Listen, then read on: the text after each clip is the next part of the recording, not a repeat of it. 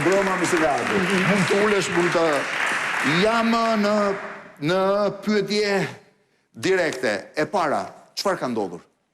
Më në fund ndodhi normaliteti, u kthye normaliteti në aeroport. Ajo që pritej të ndodhte në fakt edhe ajo që në një farë mënyre do të duhej të ndodhte që nga momenti i parë. Nuk do të duhet kishim ardhur kur në këtë pikë, sepse në fund të ditës ajo që është në diskutim, i gjithë sheri, po themi, po e them në mënyrë kështu, jo për komunitetin, për popullin tepër, i gjithë sheri ndodh për një 47% të aksioneve.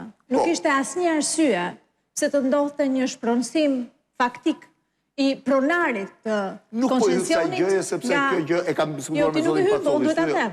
Gjithsesi, arsyeja pse erdhëm në këtë pikë ishte paradoks i vendimeve të gjykatave shqiptare.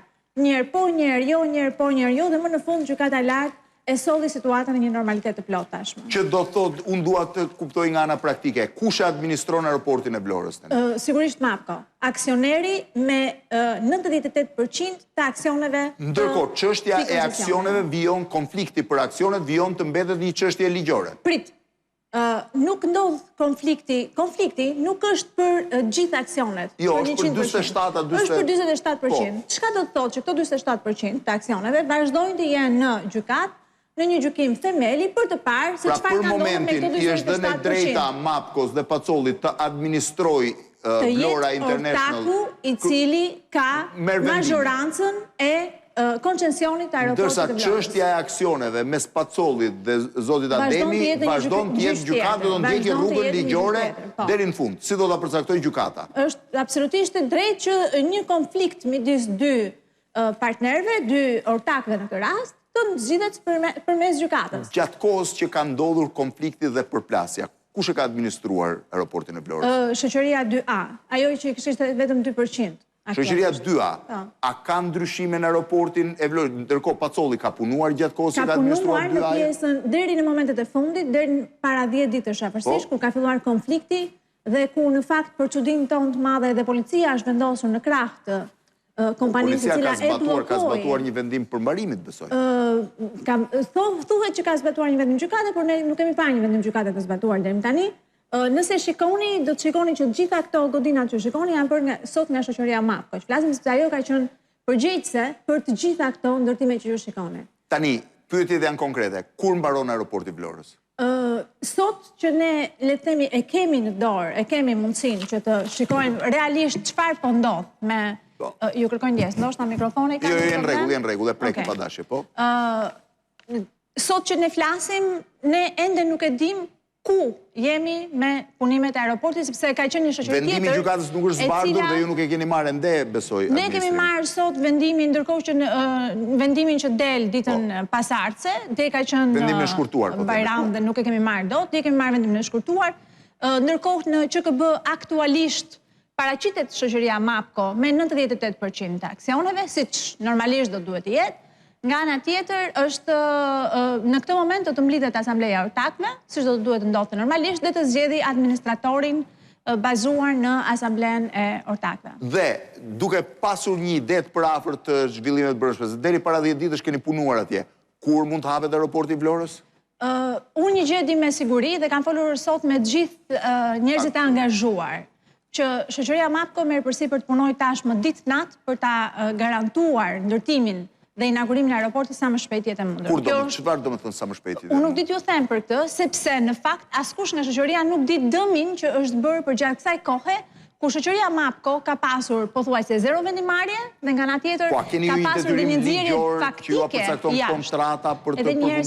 A keni pasur një detyrim ligjor që përcakton kontrata e cila thotë që në datën 28 shkurt të vitit 2026 aeroporti duhet dorëzohej?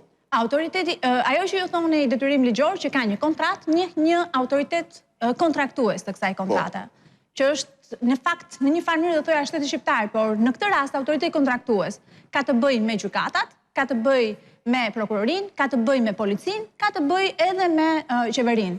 Dhe në momentin që vetë autoriteti kontraktues, kontraktor në këtë rast, është bërë pengesë për zbatimin plotësisht të këtij aeroporti, sigurisht që besoj që kjo do të ketë rishikime të mëtejshme. Kush do të administrojë aeroportin e Vlorës? MAPCO.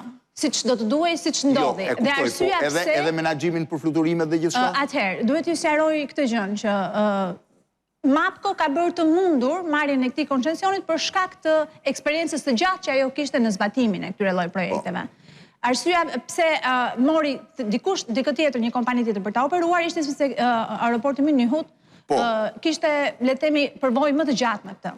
Aeroporti Mynihut erdhi në kontakt vetëm me MAPCO-n dhe pranoi që të garantohej nga MAPCO e gjithë kontrata midis aeroportit Mynihut dhe atij të Vlorës. Në momentin që ndodhi problematika e madhe që ndodhi me gjykatat, aeroporti Mynihut u tërhoq. Dhe në këtë mënyrë në mënyrë të menjëhershme MAPCO ka bërë rishikim të tregut dhe ka marrë Danubin. Ndërkohë, ka marrë kompaninë e cila menaxhon aeroportin e Danubit, por edhe njësër të aeroportit Danubit. Danubit. Dhe ndërkohë e Dublinit, ju kërkojnë pjesë. Shumë pjesë. Të Dublinit. Dhe ndërkohë edhe njësër aeroportet të tjera në përbot, kontrata është tashme me MAPCO-n dhe sa po tjetë mundur, është e firmosur me MAPCO-n, po pret në një farë mënyrë që të filloj të merret tashmë me Pra ju Brian. nuk dini një ditë për afër, një datë për afër se kur aeroporti mund të jetë gati që të fillojë. Nuk mund t'ja u them sepse par dje ka qenë vendimi, dje ka qenë Bajram, sot është zbardhur në një farë mënyrë, por nuk është zbardhur i plot vendimi dhe me të marrë mundësia që MAPCO të hyjë në aeroport, do të shohim pastaj, por një gjë është e sigurt, janë rreth 200 punëtorë që po presin të hyjnë në kantier, aktualisht me gjitha problematikat që ndodhen gjatë kësaj kohe, me gjithë faktin që të gjitha punimet në aeroport janë bërë ndërkohë që nuk ka pasur energji, nuk ka pasur ujë, nuk ka pasur asnjë mundësi për të punuar, MAPCO ka superuar çdo gjë për ta bërë. Ma afroni zotin Ejupi, të lutem, kam dhe një pyetje të fundit. Praktikisht, aeroporti Vlorës do jetë aeroporti gjithë vitit i 12 muajve? Patjetër, po. Jo sezonal. Jo. Do fluturojë në shumë destinacione apo në destinacione të chartera apo dhe linja të Madje do doja të cilja këtu është bërë një ndërhyrje nga shoqëria MAPCO në projektin e aeroportit, duke shtuar edhe një katë shtesë, duke shtuar edhe një pjesë aeroportit në mënyrë të tillë që fluturimet e para një fluturim që do të duhet të ndodhi nga aeroporti ta i me New Yorkun.